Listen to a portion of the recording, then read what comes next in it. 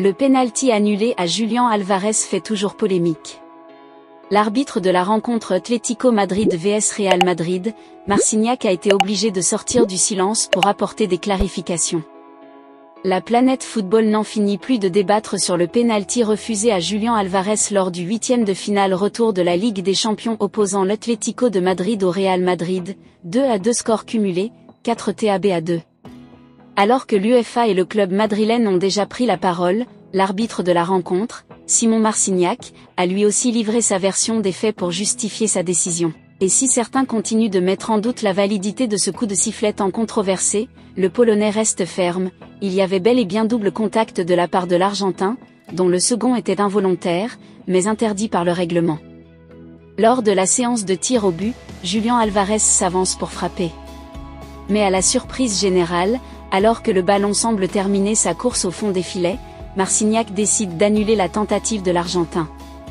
Sur les premiers ralentis, personne ne voit clairement où se trouve l'irrégularité. Il faudra attendre les images plus fines pour distinguer le double contact. Le pied d'appui d'Álvarez effleure le ballon avant qu'il ne frappe. Pendant ce temps, côté madrilène, plusieurs joueurs, dont Kylian Mbappé, ont accouru en faisant le signe de avec leurs doigts, semblant indiquer la double touche. Une attitude qui a vivement déplu à l'Atlético, déjà sous tension après ce match synonyme d'élimination. Pourtant, dans un entretien relayé par AS et Marca, Simon Marcignac nie avoir été influencé par l'intervention de Mbappé. Est-ce que Mbappé a dit aux arbitres qu'Álvarez l'avait touché 2 fois? Ce n'est pas du tout vrai. C'est moi qui ai informé les arbitres de la VAR qu'il y avait 99% de chances qu'il y ait eu un double contact de la part d'Álvarez, et ils l'ont bien vérifié.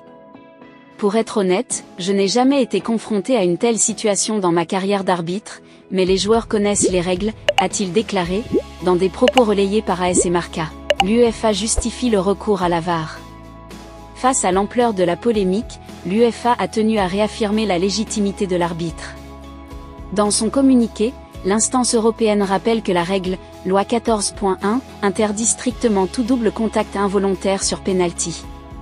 Dans une lettre adressée à l'Atlético, l'UEFA confirme que le but devait être annulé et assure vouloir discuter avec la FIFA et l'IFAB d'une éventuelle mise à jour de cette règle, afin de mieux prendre en compte les contacts fortuits. Pour l'Atlético, la pilule passe mal.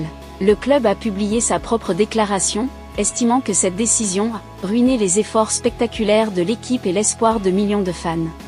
Malgré ce coup de colère, la formation de Diego Simeone n'a aucun recours possible pour inverser le résultat de la rencontre, ce que l'UEFA ne manque pas de rappeler. Après cette élimination frustrante en Ligue des Champions, les colchoneros restent sonnés. Les supporters et la direction se disent particulièrement peinés de cette issue, surtout qu'aucune séquence télévisuelle n'a immédiatement révélé le double contact d'Álvarez.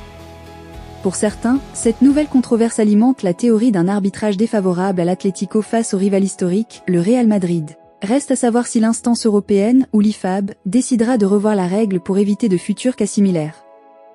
Dans l'immédiat, la sanction reste irrévocable. Le Real Madrid verra bien les quarts de finale de la C1, où l'attend désormais un duel face à Arsenal.